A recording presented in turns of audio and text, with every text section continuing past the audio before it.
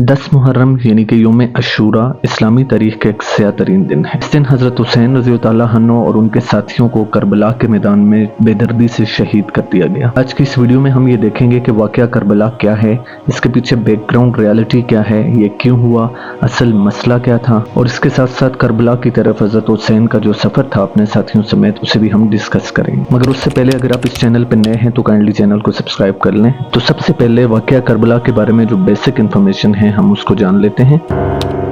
तो वाक़या Karbala officially जो बैटल लड़ाई हुई करबला की वो 10 मुहर्रम के दिन हुई, जिसे यौम अशूरा भी कहा जाता है, और ये साल 61 हिजरी में हुई यानी 61 हिजरी में हुई, और आज की डेट के हिसाब से उस वक्त डेट 10 अक्टूबर थी। ये वाक़या करबला के मुकाम पर हुआ जो कि इराक में वाक़या है, और ये बैटल ये लड़ाई यजीद की जानब से जो फौजी लश्कर भेजे गए थे और हज़रत हुसैन और उनके साथियों के दरमियान हुई। सबसे पहले हम देखते हैं कि इस बैटल के पीछे बैकग्राउंड रियलिटी क्या है, कौन सी ऐसी चीज़ है जो इस लड़ाई की तरफ लेके गई।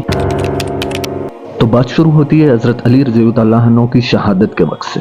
जब हज़रत अली शहीद हो गए तो मुसलमानों में अगले खलीफा के चुनाव का मामला काफ़ी शिद्दत अख्तियार कर गया। अब मसला ये था कि खलीफा जो अगला खलीफा होगा मुसलमानों का वो बनु उमैया से होना चाहिए या हज़रत मोहम्मद सल्लल्लाहु अलैहि वसल्लम के ख़ानदान से होना चाहिए। कूफा के जो लोग थे वो चाहते थे कि अगले खलीफा भी हज़रत अली के ख़ानदान से हों, और वो चाहते थे कि हज़रत हसन जो कि हज़रत अली के बड़े बेटे हैं उन्हें खलीफा बनाया जाए। दूसरी तरफ बनु उमैया चाहते थे कि अगले खलीफा उनमें से हों और हज़रत मुआविया रज़ी अल्लाह अन्हु को खलीफा बनाया जाए। तो फिर होता यह कि उसके बाद हज़रत मुआविया और हज़रत हसन के दरमियान एक मुआहिदा तय होता है जिसे पीस ट्रीटी कहते हैं या फिर हसन मुआविया ट्रीटी भी कहते हैं।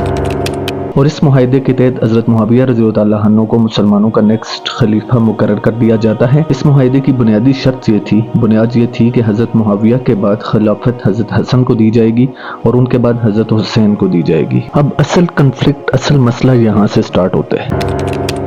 जब हज़रत हसन रज़ी अल्लाह अन्हु की वफ़ात हो गई तो उनकी मौत के बाद हज़रत मुआविया ने इस मुआहिदे को ख़त्म तस्वर किया और सन 676 में उन्होंने खिलाफत अपने बेटे यजीद के हवाले कर दी। मगर हज़रत हसन के छोटे भाई और हज़रत अली के छोटे बेटे हज़रत हुसैन रज़ी अल्लाह अन्हु इसके खिलाफ उठ खड़े हुए और उन्होंने यजीद की बैत करने से इनकार कर दिया। उसके बाद कुछ खतरात के पेश नज़र हज़रत हुसैन रज़ी अल्लाह अन्हु अपने साथियों अपनी फैमिली के हमरा मक्का की तरफ रवाना हो जाते हैं। अब मक्का में जाने के बाद और मक्का में क़याम के बाद हज़रत हुसैन रज़ी अल्लाह अन्हु को कूफा के लोगों के बहुत सारे लेटर्स मौसूल होते हैं, और कूफा के लोग बार बार ये दरख्वास्त करते हैं, लेटर्स भेजते हैं, ये कहते हैं कि हम आप ही की बैत करेंगे, हम आप ही की बैत करना चाहते हैं और हम आपका साथ देंगे। यहाँ से फिर करबला की तरफ सफ़र है उसका आगाज़ होता है।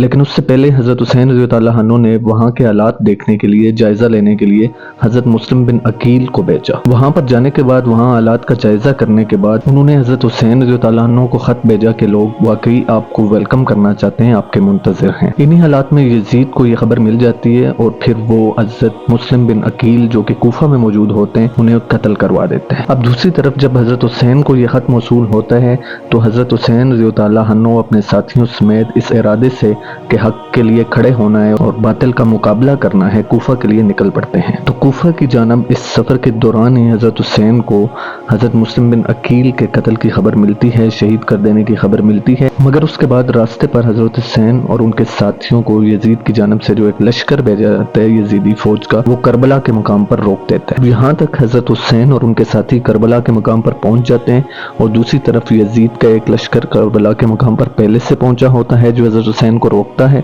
और इसके साथ साथ यजीदी फौज के मजीद लश्कर भी वहां पर जमा हो जाते हैं। करबला के मुकाम पर हज़रत हुसैन रज़ी अल्लाह अन्हु अपने साथियों के साथ 2 मुहर्रम को पहुंचते हैं। हज़रत हुसैन और उनके साथियों को यहाँ पर रोकने वाला लश्कर जो करबला के मुकाम पर रोकता है उसकी तादाद यजीदी लश्कर की तादाद 1000 थी, मगर बाद में यजीदी आर्मी के यजीद की फौज के मजीद लश्कर भी आते गए और यजीदी आर्मी के साथ शामिल होते गए, और इस तरह से यजीदी फौज की तादाद 4000 से 5000 तक पहुँच गई। उसके बाद हज़रत हुसैन रज़ी अल्लाह अन्हु और उनके साथियों के लिए पानी बंद कर दिया जाता है और दरिया फुर्रात जो के करीब वाक़या होता है उसके रास्ते भी बंद कर दिए जाते हैं। और हज़रत हुसैन रज़ी अल्लाह अन्हु के सामने ये शर्त रखी जाती है कि अगर वो बैत करेंगे, बैत के लिए राज़ी होंगे तो ही उनको छोड़ा जाएगा। मगर हज़रत हुसैन रज़ी अल्लाह अन्हु का एक ही मकसद था और वो जुल्म का मुकाबला करना था, जुल्म के खिलाफ डट कर खड़े होना था, जिसकी वजह से आपने इनकार किया और आपने भूख और प्यास को बर्दाश्त किया। हज़रत हुसैन रज़ी अल्लाह अन्हु और आपके साथी कई दिनों तक ऐसे ही हालात में रहे और फिर हज़रत हज़रत अब्बास रज़ियल्लाहु अन्हु जो कि अपने कुछ साथियों के हमरा पानी लेने गए थे,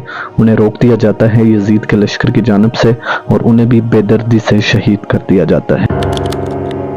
दोनों ग्रुप्स के दरमियान लड़ाई का आगाज 10 मुहर्रम यानी यौम अशूरा के दिन नमाज फजर के बाद होता है, मगर उससे पहले जो दोनों फोर्सेस, जो दोनों ग्रुप्स थे, हम उनकी स्ट्रेंथ, उनके बारे में डिटेल्स देखते हैं। तो हजरत हुसैन रज़ियल्लाहु अन्हु के लश्कर में आपके साथ सिर्फ और सिर्फ 72 यानी कि 72 लोग शामिल होते हैं, जिसमें से घोड़ों पर सवार अफराद की तादाद 32 होती है, जबकि पैदल अफराद की तादाद 40 होती है। दूसरी जानब अगर हम यजीद की आर्मी, उसकी फौज की बात करें तो उसमें तकरीबन 4 से 5 हजार अफराद शामिल होते हैं, जो कि ताकतवर आर्मी होती है और इब्ने साद इसको लीड कर रहे होते हैं। तो लड़ाई शुरू होने से पहले हजरत हुसैन रज़ियल्लाहु अन्हु एक तकरीर भी करते हैं और उसका असर यह होता है कि यजीद के कुछ फौजी पीछे हट जाते हैं और हजरत हुसैन का साथ देते हैं। उसके बाद लड़ाई शुरू होती है और इंतहाई कम तादाद के बावजूद भी हजरत हुसैन रज़ियल्लाहु अन्हु का लश्कर बहादुरी से मुकाबला करता है। ये लड़ाई शाम तक जारी रहती है और एक के बाद एक करके आपके साथी शहीद कर दिए जाते हैं। यजीदी आर्मी के जो ज्यादातर सिपाही होते हैं वो हजरत हुसैन रज़ियल्लाहु अन्हु पर डायरेक्टली अटैक करने से घबराते हैं और वो आप पर अटैक नहीं करना चाहते, लेकिन आखिरकार उनमें से एक मलहून शख्स जिसका नाम शिम्र है वो आगे बढ़ता है और चिल्लाता है कि आप लोग क्यों रुके हुए हैं, और उसके बाद वो हजरत हुसैन रज़ियल्लाहु अन्हु को शहीद कर देता है। अब बात करते हैं कि बैटल ऑफ करबला, इस लड़ाई में से हमारे लिए क्या लेसन्स हैं।